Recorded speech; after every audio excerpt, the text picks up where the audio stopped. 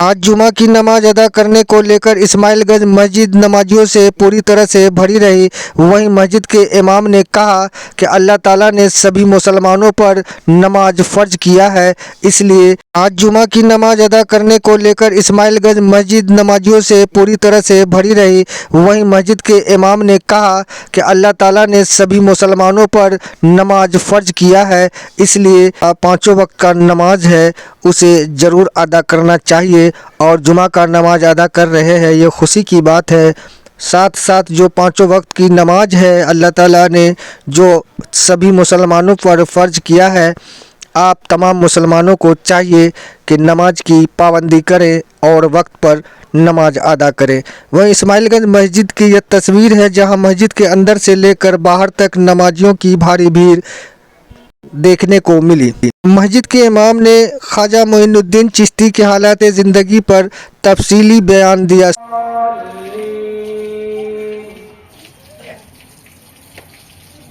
أقم الصلاة لدلوك الشمس إلى غسق الليل وقرآن الفجر إن قرآن الفجر كان مشهودا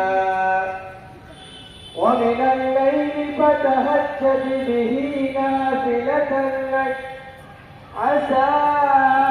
أن يبعثك ربك مقاما وقل رب أدخلني مدخل الباطل إن الباطل كان تو جب وہ ابراہیم قندوزی نے دیکھا کہ ان کے دل میں اتنی محبت اتنا ادب و احترام ہے تو وہ ابراہیم قندوزی نے ان سے نام پوچھا تو ساری چیزیں خالد معین الدین چشتی نے بتایا۔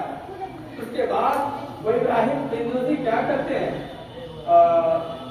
بدن اپنے پاس سے کچھ نکالتے ہیں، کوئی پھل اپنے پاس سے، اور اسے چبا لیتے ہیں اور کہتے ہیں معین الدین منہ کھولو، اور وہ ابراہیم قندوزی اپنے منہ میں چبا کر حضور خواجہ معین الدین چشتی کے منہ میں وہ کچھ روٹی ڈال دیتے ہیں۔ ابراہیم قندوزی اپنا چبایا ان کے منہ میں ڈالتے ہیں۔ چنانچہ مؤرخین لکھتے ہیں کہ جیسے ہی منہ میں ڈالنا تھا کہ حضور خواجہ معین الدین چشتی کے دل کی دنیا بدل گئی۔ اب تک آپ ایک نارمل انسان کے روپ میں تھے، ایک بزنس مین اور تجارت تاجر کے روپ میں تھے، لیکن جیسے ابراہیم قندوزی کے حلق کا وہ لقمہ حضور معین الدین چشتی کے حلق میں اترا، آپ کے دل کی دنیا بدل گئی اور آپ کو نور الہی حاصل ہو گیا۔ اس کے بعد سے صاحب ملت الاسرار لکھتے ہیں کہ حضور خواجہ معین الدین چشتی کے دل سے جو ہے نا یہ دنیا کی محبت نہیں ہو گئی، وہ جو بات تھا اس کو آپ نے بیچ دیا، جو پنچکی دوسرے بھی بیچ دیا، گھر میں جو بھی ساز و سامان دولت ہے سب کو بیچ دیا، اور وہ دولت کو آپ نے غریبوں پر خرچ کر، وہ دولت کو غریبوں پر خرچ کر، اور آپ نکل گئے اللہ والوں کی راہ میں۔ بے شمار اولیاء کرام کی بارگاہ میں آپ نے حاضری کی، اور پھر آپ کے دل یہ خواہش ہوئی کہ کیوں نہ ہم کسی ولی کامل سے بیعت ہو جائیں، اس سے مرید ہو جائیں، اور ہم اپنی زندگی کو اسی میں وقف کر دیں۔ اور جب تو وہ بزرگان دین نے ان کو منع کر دیا، ارے معین تمہارا حصہ ہمارے پاس نہیں، تمہارا حصہ کسی اور کے پاس۔ اس طریقے سے حضور خواجہ معین الدین جاتے رہے، وہاں پر ان کی بات سنتے رہے، واضح نصیحت سنتے رہے، اور لوگوں کی ایسی مدد کرتے رہے، دعوت و تبلیغ میں لگے۔ قریب آیا اور چلتے چلتے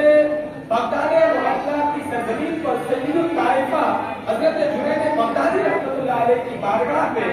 ایک ولی کامل جس کا انتظار تھا، جسے دنیا حضرت خواجہ عثمان ہارونی رحمۃ اللہ علیہ کے نام سے جانتی ہے، ان سے ملاقات ہوئی۔ جیسے ان کے سامنے گئے گا تو آپ نے سلام کیا، ادھر سے جواب آتا ہے اے معین الدین وعلیکم السلام۔ تو حضرت خواجہ معین الدین چشتی میری قائد کون ہے؟ میں نے ان سے کبھی ملاقات نہیں کی، میں نے کبھی نام نہیں بتایا، اور یہ مجھے پہچان بھی ہے۔ تو وہ حضرت عثمان ہارونی سے عثمان ہارونی نے فرمایا کہ اے خواجہ معین الدین جس کا تمہیں انتظار تھا، میں تمہارے انتظار میں اب تک جی رہا ہوں، اور میں تمہارے تلاش میں گھوم رہا ہوں کہ تم مجھے کہاں ملو، کیونکہ جانب اللہ میرے دل میں ایک علم ہوا کہ تم معین الدین چشتی سے جا کر ملو۔ تو آخرکار اللہ نے مجھے تم سے ملا دیا۔ حضور خواجہ معین الدین چشتی کہنے لگے کہ میں سمجھ گیا کہ میں جس ولی قادر کا انتظار کر رہا تھا، جس مرشد کی تلاش میں اب تک بھٹک رہا تھا، وہ مرشد کامل میرا یہی۔ چنانچہ حضور خواجہ معین الدین چشتی اجمیری اسی حضرت خواجہ عثمان ہارونی سے بیعت ہوئے اور پھر آپ نے ان کی نصیحت کے مطابق 20 سال ان کی خدمت کی، 20 برس، اور کہتے ہیں کہ ایک لمحہ کے لیے آپ اپنے پیر و مرشد حضرت عثمان ہارونی سے کبھی جدا نہیں ہوئے۔ ہر سفر و حجر میں یہاں تک کہ آپ نے ان کے ساتھ بے شمار بزرگان دین کی بارگاہ میں حاضری کی، کئی ممالک کا دورہ کیا، اور آخرکار آپ نے مکہ معظمہ اور مدینہ طیبہ کی بھی زیارت کی، اپنے پیر و مرشد کی صحبت کی۔ پھر آپ